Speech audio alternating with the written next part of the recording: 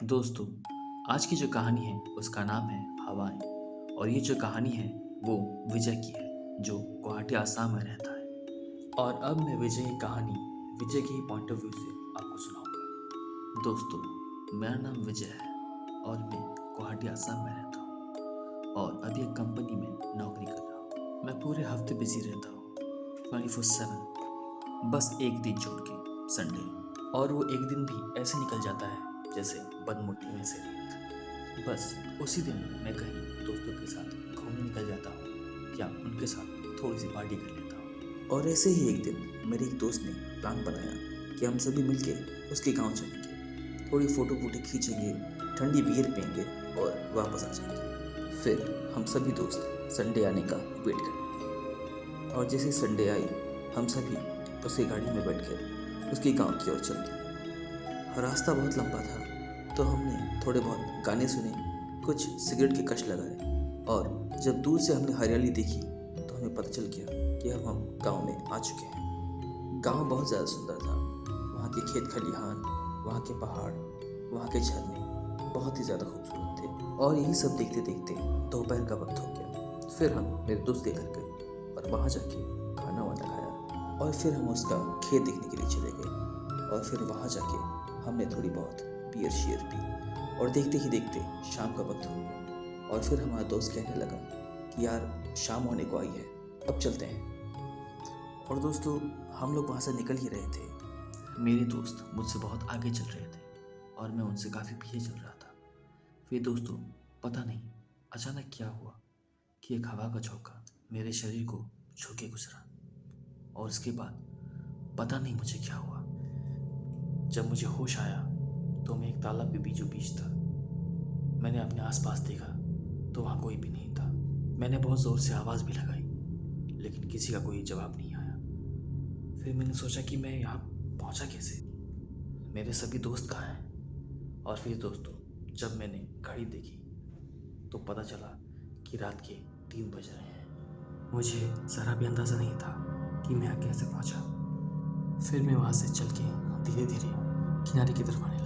और जब मैं किनारे पहुँचा तो देखा कि एक लंबा रास्ता आगे की तरफ जा रहा है। तो मैं आगे की तरफ बढ़ने लगा, लेकिन मैं जितना बढ़ता जा रहा हूँ ये रास्ता उतना ही ज़्यादा लंबा होते जा रहा है। मुझे समझ में नहीं आ रहा था कि ये रास्ता ख़त्म क्यों नहीं हो रहा। फिर मैंने नीचे पानी के बहाव को देखा।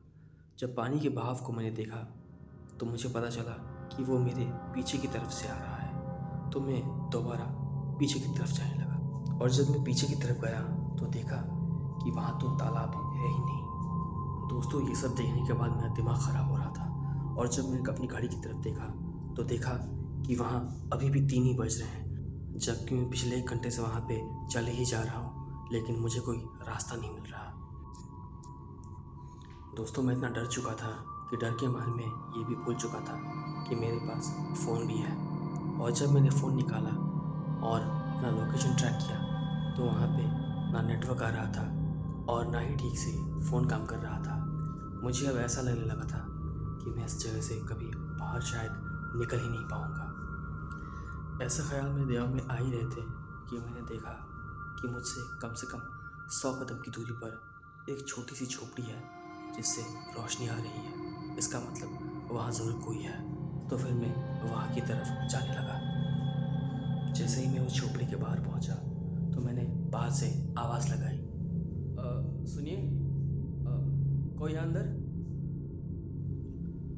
जब अंदर से कोई जवाब नहीं आया तो मैं पलटकर वापस जाने लगा। और जब मैं कुछ दूरी पर पहुंचा ही था तो पीछे से एक आवाज़ आई। जब मैंने पलट के देखा तो एक बूढ़ी औरत वहाँ पे खड़ी थी। फिर उन्होंने मुझसे पूछा कि तुम कौन हो, इतनी रात गए यहाँ क्या कर रहे हो। फिर मैंने अपनी पूरी बात उनको बताई और मैंने उनसे पूछा, माँ जी, मैं इस जगह से निकलूँ कैसे, बताइए।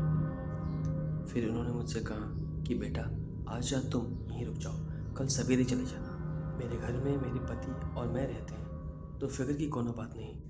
मुझे यह सुनकर थोड़ा अजीब तो लगा, लेकिन जब मैं दरवाजे की तरफ झाँका तो मुझे एक इंसान के पैर तो वहाँ दिख रहे थे। ऐसा लग रहा था जैसे वहाँ कोई सो रहा हो। मैंने उनसे कहा, नहीं माँ जी, मैं नहीं रुक सकता, मुझे बस आप इस जंगल की भूलभुलैया से बाहर निकलने का रास्ता दिखा दीजिए। फिर उन्होंने मुझसे कहा कि ठीक है बेटा, तुम यहीं रुको, मैं अभी आती हूँ। उन्होंने घर का दरवाज़ा बंद किया और फिर वो मेरे साथ साथ जंगल की ओर चलने लगी। एक तो रात का अंधेरा, ऊपर से खामोशी। ये सब मैं सोच ही रहा था कि इतने में उन्होंने मुझसे पूछा, बेटा तुमने सांझ के वक्त किसी खेत में या कहीं पेड़ के नीचे शौच तो नहीं किया था? मैंने कहा, बिल्कुल नहीं माँ जी। या किसी खेत में या पेड़ के नीचे शराब तो नहीं पी थी? हाँ पी थी, लेकिन शराब का इन सब चीज़ों से क्या वास्ता?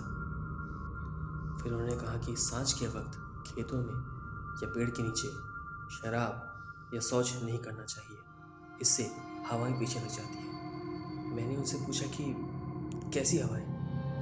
उन्होंने कहा, प्रेत को हवाएं कहते हैं, और एक बार अगर हवाएं किसी के पीछे पड़ जाए तो उसको आसानी से छोड़ती नहीं है। फिर चलते चलते वो रुक गई और वो मेरी तरफ मुड़ी और उन्होंने मुझसे कहा कि बेटा तुम बहुत अच्छे इंसान हो और मैं तुम्हें भी जाने नहीं देती अगर तुम्हारे दोस्त वक्त पे नहीं आते। मैंने उनसे कहा कि माँ जी मैं समझा नहीं आप क्या कह रही हैं। और इतने में ही सामने से मेरे दोस्त दौड़ते हुए मेरे पास आए और मुझे कहा कि तू कहाँ चला गया था, हम सभी तुझे शाम से ढूंढ रहे हैं।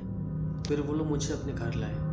फिर जब मैंने उनको अपनी आप बीती सुनाई तो उन्होंने कहा, इस गांव के बीचों बीच एक बहुत बड़ा जंगल है। उस जंगल में एक औरत रहा करती थी। लोग कहते हैं कि वो काला जादू भी करती थी और उसके पास इतनी विद्या थी कि वो प्रेतों को भी अपने वश में कर सकती थी। फिर एक दिन गांव वालों ने उसे डायन करार देकर उसके घर को और उसे जला दिया। उस घर में उसका बीमार पति भी था जो उसी घर के साथ चल रहा है। और कई लोग ये भी कहते हैं कि ये सारी कहानियाँ झूठी हैं। वो औरत और उसका पति पूरी तरह से निर्दोष थे जिनकी हत्या की गई है। सभी ने अपने अपने हिसाब से अपने अपने दृष्टिकोण से इस कहानी को देखा है। किसी के लिए वो औरत एक डायन, एक प्रेत है और किसी के लिए एक निर्दोष भटकती आत्मा।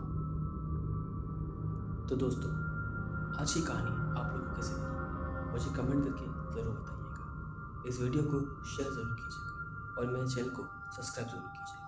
बहुत बहुत धन्यवाद।